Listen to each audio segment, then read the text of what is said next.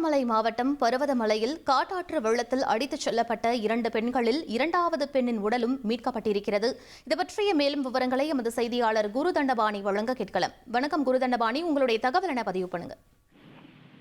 திருவண்ணாமலையில் கசப்பக்கம் தொகுதிக்கு உட்பட்ட பர்வதமலையில் நேற்று சென்னையை சேர்ந்த 18 நபர்கள், அதாவது திருவேற்காடு பகுதியை சேர்ந்த 18 நபர்கள் அடங்கிய குழுவினர் நேற்று அதிகாலையில் பர்வதமலையின் மீது ஏறியுள்ளனர்.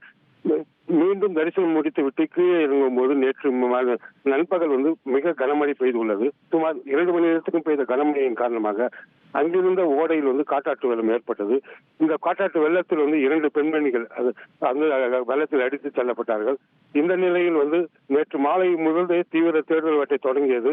இரவிலும் உடல் கிடைக்காத நிலையில் இன்று அதிகாலையில் தேசிய பேரிடர் துறையினர், மீட்புத் துறையினர் மற்றும் தீயணைப்பு வீரர்கள் ஆகியோர் பல குழுக்களாக பிரிந்து பல்வேறு இடங்களில் தீவிர தேடுதல் வேட்டையில் ஈடுபட்டார்கள். அப்போது இன்று காலை 7:30 மணி அளவில் இந்திரா என்ற ஒரு பெண்மணியின் உடல் கண்டெடுக்கப்பட்டது.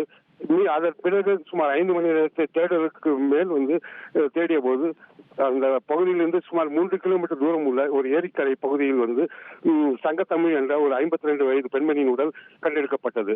இந்த காட்டாற்று வெள்ளத்தில் அடித்துச் செல்லப்பட்ட 2 உடல்களை தீயணைப்பு துறையினர் மிக நீண்ட தேடுதலுக்கு பிறகு கண்டெடுத்த சம்பவம் இந்த பகுதியில் மிக பெரும் பரபரப்பை ஏற்படுத்தியுள்ளது. விவரங்களுக்கு நன்றி குருதண்டபாணி.